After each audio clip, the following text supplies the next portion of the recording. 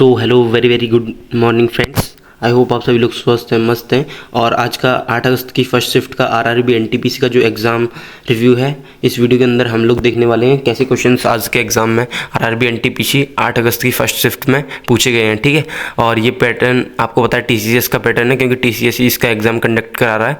और आपको जो है एक बार क्वेश्चंस अच्छे से देख लेने हैं, और ताकि आपको आने वाली शिफ्टों के लिए भी फ़ायदा हो सके। और जो भी एसएससी या रेलवे के कैंडिडेट हमारे चैनल पर नए हैं, प्लीज़ चैनल को जरूर सब्सक्राइब करें, क्योंकि आपको लेटेस्ट हर एग्ज़ाम के एकदम एक्चुअल और जेन्युइन क्वेश्चन जो भी आपके कैंडिडेट्स के द्वारा ही भेजे जाते हैं, वो तुरंत की तुरंत आप तक पहुंचाए जाते हैं। और इसी वीडियो का फर्स्ट शिफ्ट का पार्ट सेकंड भी आपको मिल जाएगा।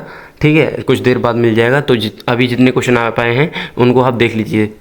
चलिए बढ़ते हैं फर्स्ट क्वेश्चन की तरफ।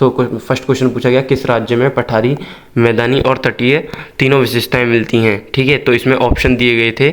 इसमें ऑप्शन क्या क्या थे, तो ऑप्शन मैं बता देता हूँ। इसमें ऑप्शन थे तमिलनाडु था, एक एमपी ऑप्शन में था, और एक एमपी था ऑप्शन में, एक यूपी था, और ये एक और था आपका, शायद झारखंड था या कुछ और था। ठीक है, लेकिन इसमें तमिलनाडु जो आपका सही आंसर हो जाएगा। ठीक है, सेकंड क्वेश्चन हमसे पूछा गया कि सारनाथ स्तंभ का निर्माण किसने करवाया था। तो सारनाथ स्तंभ का निर्माण आप सभी को पता होगा कि अशोका ने करवाया था। और ये 320 ईसा पूर्व, मतलब चंद्रगुप्त मौर्य के बाद में, ये राजा बिंदुसार के बाद में, बिंदुसार के उत्तराधिकारी थे अशोक। ठीक है, और जो थर्ड क्वेश्चन आपसे पूछा गया है, वो पूछा गया कि नगर पालिका में वार्ड समिति का गठन कौन से अनुच्छेद में दिया गया है। तो आपको मैं बता देता हूँ, 243S अनुच्छेद यह है। इसमें वार्ड समितियों का गठन और संरचना के बारे में शीर्षक के तहत यह प्रावधान है कि 3 लाख या उससे अधिक की आबादी वाली नगर पालिका के क्षेत्र में एक या एक से अधिक वार्डों को मिलाकर वार्ड समितियों का गठन किया जाएगा।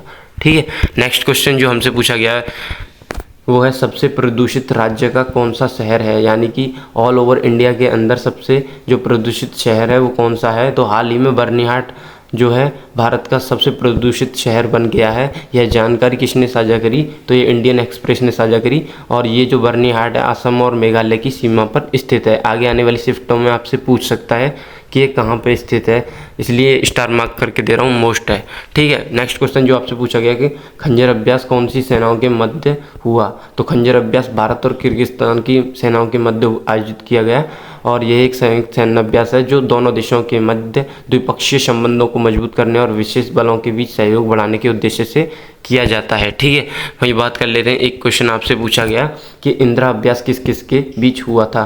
तो आपको बता दूं, भारत और रूस के बीच में होने वाला एक वार्षिक संयुक्त सैन्य अभ्यास है, द्विपक्षीय नौसैनिक अभ्यास है, जो 2025 में इसका 14वां संस्करण 28 मार्च से 2 अप्रैल को चेन्नई में आयोजित किया गया था। ठीक है, बढ़ते हैं नेक्स्ट क्वेश्चन की तरफ। तब तक अगर आपने वीडियो को लाइक नहीं किया है तो प्लीज़ ज़रूर वीडियो को लाइक करें, क्योंकि आपको एकदम जेन्युइन क्वेश्चन हमारे द्वारा यहाँ पे प्रदान किए जा रहे हैं। अनुच्छेद 43A का संबंध किससे है, ये क्वेश्चन भी आपसे पूछा गया है। तो अनुच्छेद 43A का संबंध है उद्योगों के प्रबंधन में श्रमिकों की भागीदारी से संबंधित है ये अनुच्छेद। ठीक है, आपसे पूछ सकता है नेक्स्ट शिफ्ट में कि 43B का संबंध किससे है। तो 43B का संबंध मैं आपको बता दूँ, यह सहकारी समितियों के स्थापना से संबंधित है, और इसको 42वें संविधान संशोधन के तहत जोड़ा गया था। भारत और श्रीलंका के मध्य कौन सी जल संधि है, ये भी क्वेश्चन आपसे पूछा गया है। तो सबको पता होगा कि पाक जलडमरू जो मध्य है वो भारत और श्रीलंका के मध्य एक जल संधि है। ठीक है, तो यह जलडमरू मध्य बंगाल की खाड़ी को मन्नार की खाड़ी से जोड़ता है, और भारत के तमिलनाडु राज्य को श्रीलंका के उत्तरी प्रांत से अलग करता है। ठीक है, अब जान लेते हैं कुछ और महत्वपूर्ण जल संधियों की। 8 डिग्री जो चैनल है आपका, जैसे द्विपक्षीय और लक्षद्वीप और मालदीव के मध्य है, यानी इन दोनों को अलग करता है। ठीक है, और 9 डिग्री चैनल जो आपका मिनिकॉय द्वीप और मुख्य लक्षद्वीप को अलग करता है। ठीक है, अलग करता है। वही बात कर लेते हैं नेक्स्ट, और कुछ जल संधि देख लेते हैं। तो देखिए, आपसे आने वाली शिफ्टों में भी आगे पूछा जा सकता है कि कोको चैनल किस किस के मध्य है। तो ये म्यांमार और अंडमान द्वीप समूह को अलग करता है। ठीक है, आपसे पूछ सकता है डंकन पास किस किस के मध्य है। तो दक्षिणी अंडमान और लघु अंडमान के मध्य ये स्थित है। ठीक है, आपसे पूछ सकता है कि ग्रेट चैनल किस किस के मध्य है। तो ग्रेट चैनल जो है आपका निकोबार द्वीप और इंडोनेशिया की सुमात्रा को अलग करता है ग्रेट चैनल। ठीक है, सही। बढ़ते हैं नेक्स्ट क्वेश्चन की तरफ। नेक्स्ट क्वेश्चन हमसे पूछा गया कि जैन धर्म की प्रथम जो संगति यानी कि सभा हुई थी वो कहाँ आयोजित हुई थी? जैन धर्म की पहली संगति कहाँ आयोजित हुई थी? तो जैन धर्म की प्रथम जो संकल्प या संगति है, जैन संगति भी कहा जाता है, जो 300 ईसा पूर्व पाटलिपुत्र में, वर्तमान पाटलिपुत्र यानी कि पटना में आयोजित की गई थी, पटना में आयोजित की गई थी। और इस संगति की अध्यक्षता स्थूलभद्र ने करी थी।